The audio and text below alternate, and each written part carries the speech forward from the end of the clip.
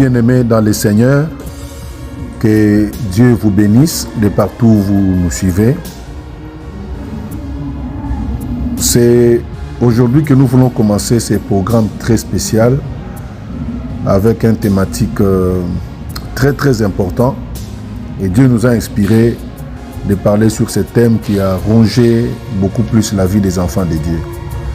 Je parle sur la délivrance de la sémence de la sorcellerie consciente et inconsciente.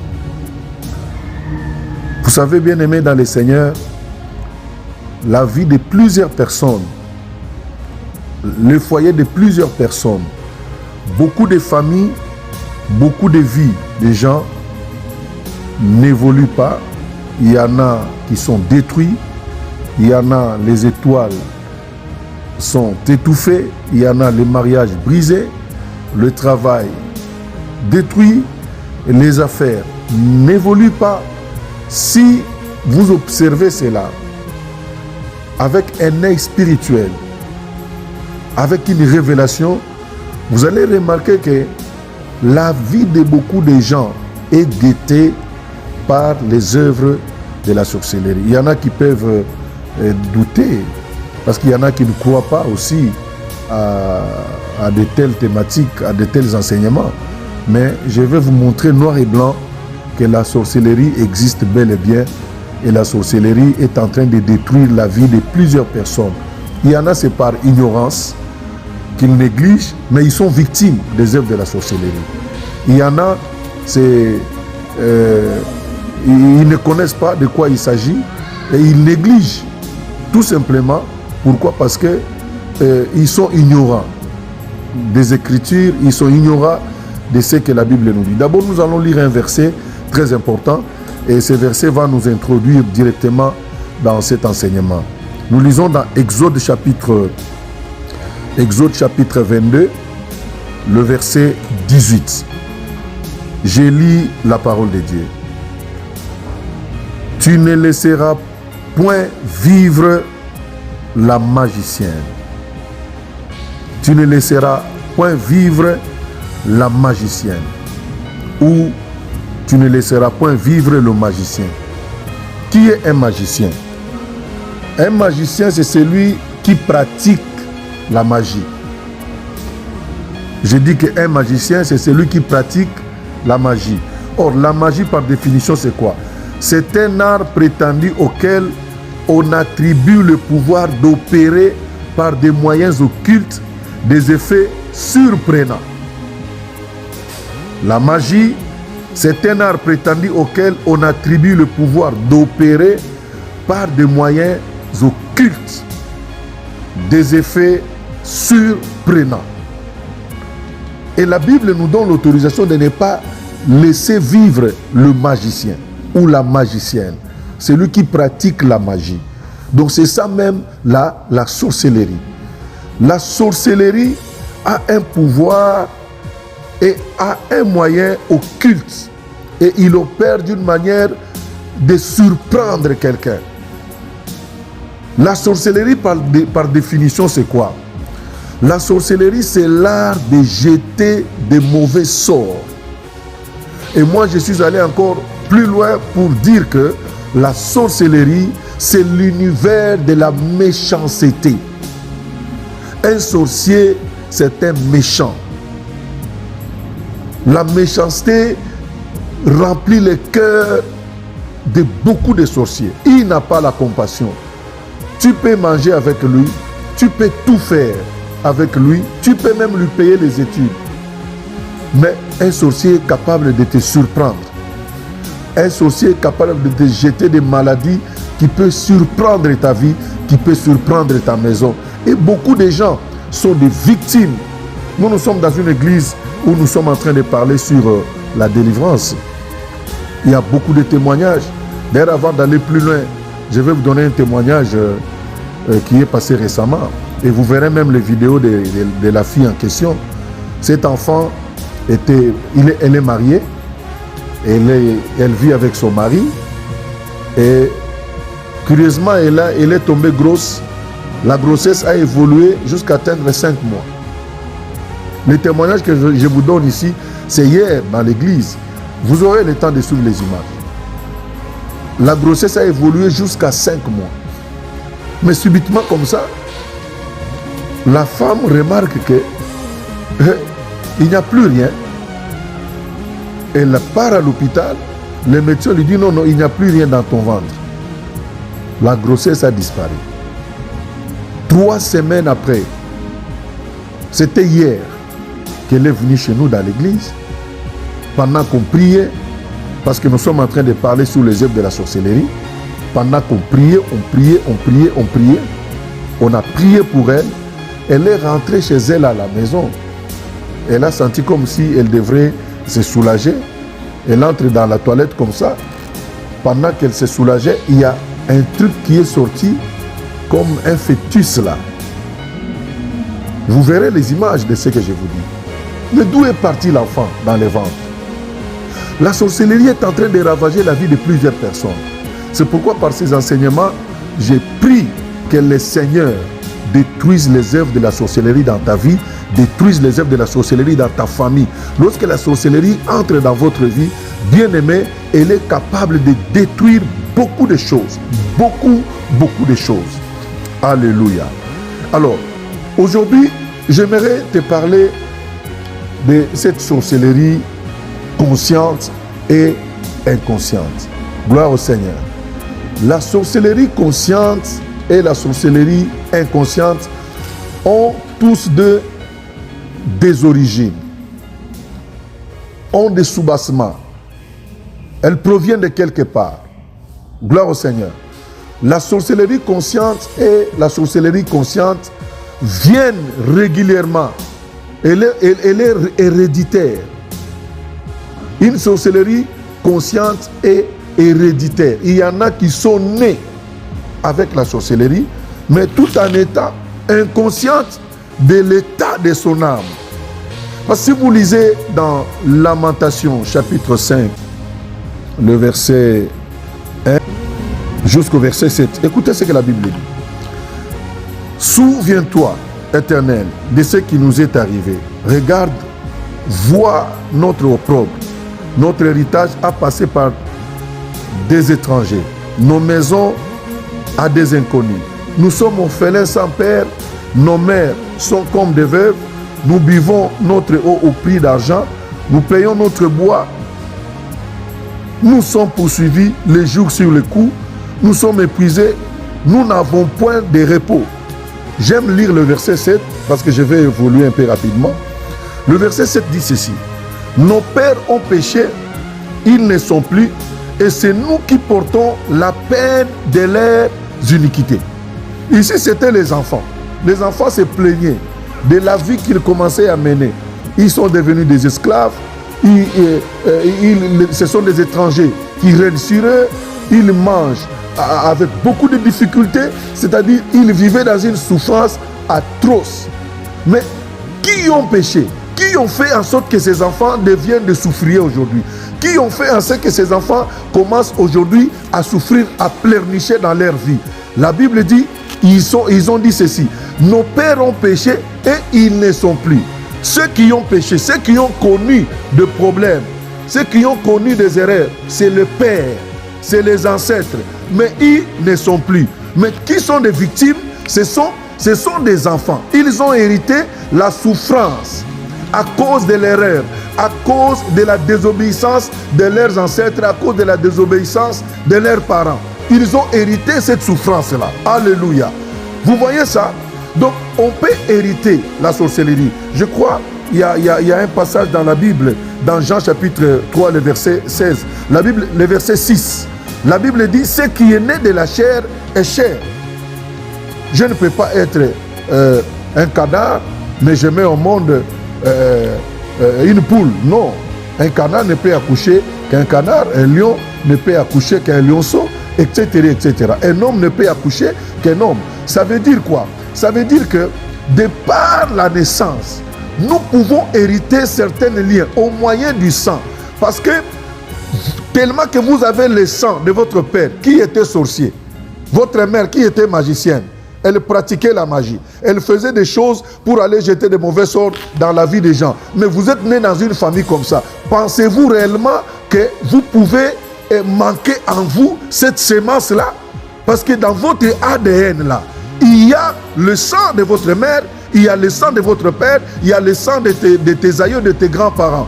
Supposons qu'ils avaient la sémence de la sorcellerie, conscient. Et le fait de naître déjà, alléluia, vous pouvez directement hériter la sorcellerie et vous commencez même à opérer sans pour autant se rendre compte que vous avez une sémence en vous. Nous avons des témoignages parce que dans cette émission, je vais vraiment vous donner des témoignages vrais avec de nos enfants qui ont été victimes de la sorcellerie, victimes des œuvres de la sorcellerie, et le Seigneur les a libérés. Aujourd'hui, ils sont là en train de témoigner la grandeur de Dieu, parce que l'Éternel est capable, lorsque tu crois, il est capable d'entrer dans votre maison là et de renverser les œuvres de la sorcellerie. Gloire au Seigneur. Donc la sorcellerie peut avoir comme source héréditaire. Gloire au Seigneur. Deuxième source de la sorcellerie. La sorcellerie peut avoir aussi une autre source que je dis ici par initiation. On peut vous initier dans la sorcellerie. Gloire au Seigneur. Et il y a beaucoup de voies. Moi, je donne des témoignages pratiques parce que nous sommes en train de vivre cela chaque jour. Toujours dans notre ministère, ici chez nous, au Centre missionnaire Nouvelle-Jérusalem. Un jour, j'étais moi avec mon épouse, ma charmante épouse, la prophétesse Lilia. Après culte, je remarque qu'une dame entre dans mon bureau. Elle avait un billet de $20. Elle donne à mon épouse. Il dit non maman, je voulais vous donner cet argent ici. Et quand madame a pris cet argent entre ses mains, elle a senti directement sa main droite commencer à trembler. Et la dame là est partie. Après 20 minutes, il y a une autre dame qui entre dans le bureau. Elle a parlé de nous parce qu'elle avait un problème. Elle a partagé avec nous. Et madame a dit, bon, je n'ai rien. Moi, j'ai dit à madame, donne-lui les $20 là. Comme ça peut l'aider. Gloire au Seigneur. Et elle a pris cet argent, elle est partie. Mais la nuit, la femme qui est venue demander l'argent à qui on a donné les $20 va faire une vision, va rêver que ces $20 là étaient réclamés par une dame qu'elle connaissait bien. Parce que quand la dame là nous a donné l'argent, la dame qui est venue demander là n'était pas là. Mais elle fait un rêve la nuit que la dame qui nous a donné l'argent est allée chez elle demander l'argent là. Il dit, pourquoi tu as pris cet argent? Ce n'est pas à toi que cet argent était destiné. C'est ton problème.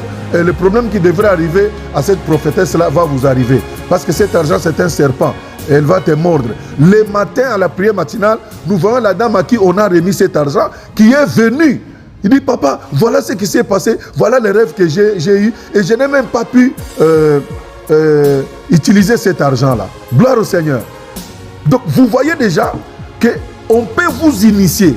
On peut vous jeter des mauvais sorts au moyen de certaines offres. C'est pourquoi dans la vie, ce n'est pas tout ce que l'on vous donne. Ce n'est pas tout ce qu'on vous amène comme cadeau. Et surtout, je m'adresse aux hommes de Dieu. Ce n'est pas tout ce qu'on vous donne qui est vraiment un don béni qui vient de Dieu. Il y a des pièges. Moi, je connais beaucoup même, il y a certains hommes de Dieu qui sont morts aussi. Parce que sans révélation, il y a des dons qui sont venus et que vous avez pris par mégarde, sans prier. Et voilà, aujourd'hui, vous avez des problèmes très sérieux. Donc, il y a des dons qu'on peut vous donner. Ça peut être des dons empoisonnés. Parce que tout ce que l'ennemi peut te donner, ne pense pas qu'il te donnera de bonnes choses. Quand l'ennemi te présente quelque chose de bien, sache que derrière ça, il y a un piège. Et c'est comme ça que le monde de la sorcellerie travaille. Il y a beaucoup de gens qui ont été initiés au moyen des dons comme ça, maléfiques. Il y en a par des dons maléfiques comme ça, ils sont morts. Il y en a par des dons comme ça, on t'a donné une chaînette par une de tes copines, un de tes amis, et la chaînette là commence à créer des problèmes. Moi j'ai vu quelqu'un à qui on a donné la chaînette, mais après la chaînette là est devenue un serpent. jusqu'à ce qu'elle a succombé. Donc par des dons maléfiques, par des gens qui sont mal intentionnés, ils ont la sorcellerie, ils peuvent facilement vous initier par des dons. Et un autre moyen à laquelle on peut initier les gens par la sorcellerie, c'est la voie du sexe, les rapports sexuels. Combien de nos filles aujourd'hui, combien des hommes aujourd'hui sont victimes des œuvres de la sorcellerie au moyen du sexe? C'est pourquoi il n'est pas permis dans ta vie de rencontrer tout homme que tu rencontres dans la vie. Tu crois que c'est mon chéri, c'est mon bébé, c'est ma pomme de Berlin, c'est mon chouchou, ainsi de suite. Et tu vas avec pour faire n'importe quoi. Il y en a qui ont été initiés, il y en a qui sont morts dans les hôtels, il y en a qui sont morts comme ça. Quand ils font les rapports sexuels, ils meurent. Il y en a qu'on a initiés comme ça, qu'on a tués comme ça. Nous avons des témoignages et des grands témoignages. Gloire au Seigneur. Donc, on peut aussi ensorceler quelqu'un, on peut l'initier dans la sorcellerie au moyen des rapports sexuels. Gloire au Seigneur. Alors, ces deux domaines de la sorcellerie héréditaire et la sorcellerie par initiation. Gloire au Seigneur. Ces deux types de hommes ont la sémence de la sorcellerie et ils opèrent. Ils opèrent. Parce que dans la sorcellerie consciente, l'homme qui a la sorcellerie consciente ou la femme qui a la sorcellerie consciente, elle connaît tous les actes qu'elle pose. Elle connaît que ce que je fais, je suis sorcier. Elle sait qu'à minuit, à 2 heures du matin, elle peut quitter sa maison. Elle va percer la muraille. Je ne sais pas par quelle magie ils font. Alléluia. Elle va aller jeter de mauvais sorts dans une famille, dans une telle autre famille. Il va aller dans tel travail. Il va attaquer le travail de telle personne. Donc, il est conscient. Il est conscient. Gloire au Seigneur. Gloire au Seigneur. Il opère ces choses avec toute sa conscience. C'est pourquoi je lève ma main et je déclare que si dans ta vie, il y a les œuvres de la sorcellerie consciente, au nom de Jésus-Christ, le Seigneur va te libérer. Je crois, bien-aimé, je crois que dans votre maison, il y en a pendant que je parle, il y a des choses qui sont détruites dans leur maison. Tu travaillais bien, tu avançais bien. Ton mariage, tu vivais bien avec ton mari, ta femme, tes enfants. Mais d'où vient le problème aujourd'hui? Lorsque la sorcellerie est agissante dans votre famille, dans votre vie, bien-aimé, les choses ne vont pas marcher. Il n'y aura pas l'harmonie dans les couples. Il y aura toujours des querelles, toujours des combats, toujours des divorces répétés. Et si tu ne fais pas attention et que le Seigneur ne te fait pas grâce, tu risques de mourir malheureux et de finir ta vie dans la tombe. C'est pourquoi le Seigneur nous a mis à cœur de partager avec vous. Nous sommes vraiment inspirés et déterminés. Tous les jours, vous aurez le temps de nous suivre. Si pendant que je parle, tu es touché, nos numéros sont là, au bas de votre écran. À vous qui nous suivez de partout où vous êtes, nous sommes prêts à vous aider. Appelez-nous, écrivez-nous sur WhatsApp pour des séances de prière, pour de grands témoignages, et vous verrez ce que le Seigneur est capable de faire dans votre vie. Là, j'aimerais dire à quelqu'un, la sorcellerie doit s'arrêter. C'est un esprit d'ailleurs inférieur, qui n'a pas le pouvoir de subsister ou de s'opposer devant le nom qu'on appelle le nom de Jésus-Christ. Le nom de Jésus est au-dessus de la sorcellerie. J'entre dans ta maison. Si la sorcellerie a détruit ton foyer, a détruit ta famille, s'il a bloqué tout le monde, je déclare au nom de Jésus-Christ, la main de Dieu est en train de chasser l'esprit de la sorcellerie dans votre famille. De partout où vous êtes, si tu dis seulement Amen, la gloire de Dieu va éclairer ta maison. Gloire au Seigneur. Ça, c'est notre première partie. Et c'est juste une introduction, mais il y a la deuxième partie qui va venir et vous allez comprendre beaucoup de choses, beaucoup de profondeur, parce que le Seigneur est grand et il est venu pour vous libérer. Il est venu pour te faire sortir de ces œuvres de la sorcellerie qui a longtemps détruit votre famille, qui a longtemps détruit votre maison. Que le Seigneur Jésus-Christ vous bénisse.